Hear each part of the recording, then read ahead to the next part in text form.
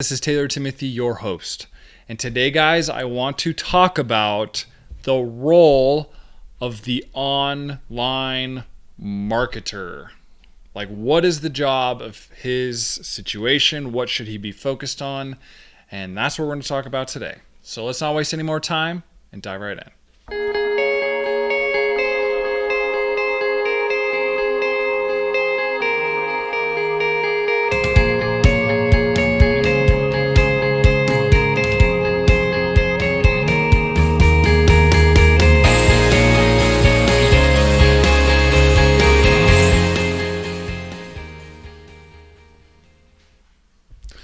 Okay, guys, the reason why I want to bring this up is because a marketer can only do so much for a business.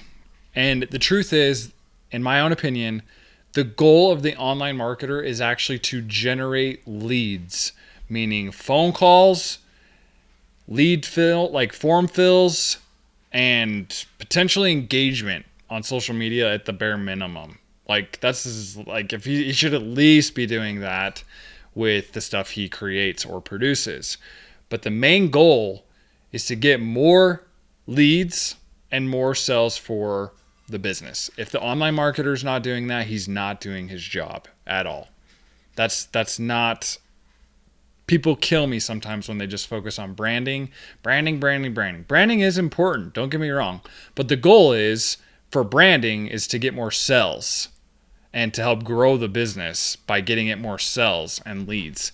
That is the purpose of online marketing. And the reason why I bring this up is I'm going to share a little story with you guys. I have two stories to share today.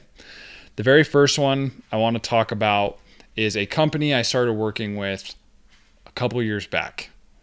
And I started generating leads for them, and they didn't have a sales guy. And the sales guy wasn't there. And I kept saying, dude, why am I even here? You're not fulfilling these leads. What is the point here? Guess what? He hires a sales guy. The sales guy comes on, hardly knows anything about the product, starts following up with the leads, and the kid does $20,000 in his first month as a sales guy. So my point is, realize that follow-up is so important. Now, you generate the lead, but the follow-up is the business's job. The sales guy's job, the office secretary's job is to actually follow up with the lead. The second story, I actually have three stories. The second story I'm going to talk about is a current client that I'm currently working with. And he has, in my opinion, one of the hardest products to actually market for online, and it's financial advising. How boring is that? Financial advising. But my systems work. They've proven themselves in the financial advising space. And guess what? This kid has some serious lead follow-up, and he follows up with his leads, and guess what? He's closing deals. He's closing deals all the time now because he's actually following up with the leads that are sent to him. Third story, just to prove my point, client, roofing company, they are really good at what they do. I send them leads, they follow up with their leads, but come to find out they don't follow up with how they could, in my own opinion.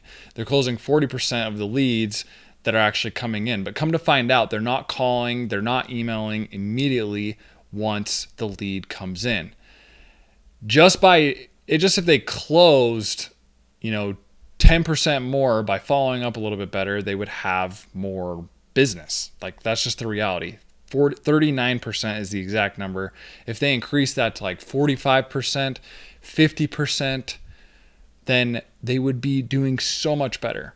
So with this, all of this being said, the goal and purpose of the online marketer is to get the lead, get the phone call ringing, get the form coming in.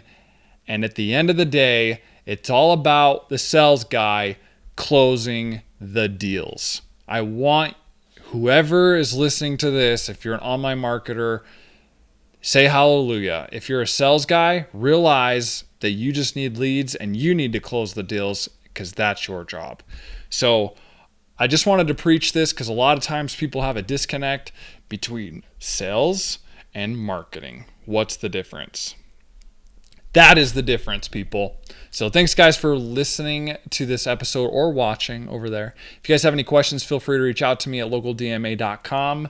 Other than that, guys, hopefully you have a great day, and hopefully you're producing those results that you need to be producing. Thanks, guys, and peace.